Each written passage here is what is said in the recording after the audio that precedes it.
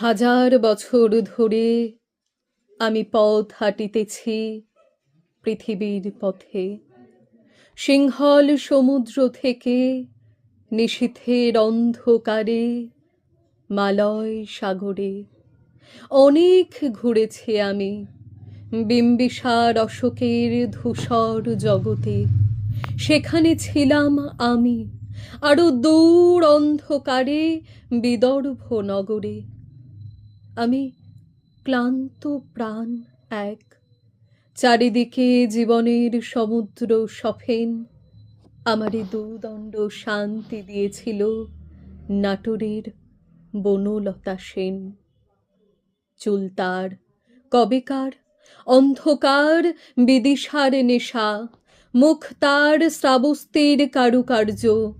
অতি দূর সমুদ্রের পর হাল ভেঙে যে নাবিক হারায়েছে দিশা, সবুজ ঘাসের দেশ যখন সে চোখে দেখে দারুচিনি দ্বীপের ভিতর, তেমনি দেখেছি তারে অন্ধকারে। বলেছে সে, এতদিন কোথায় ছিলেন? পাখির নীড়ের মতো চোখ তুলে নাটোরের বনলতা সেন।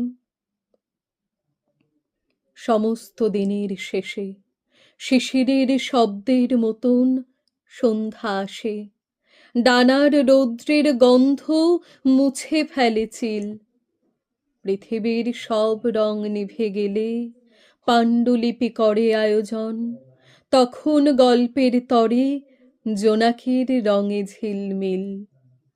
সব পাখি ঘরে আসে, সব নদী ফুরায় জীবনের সব লেনদেন।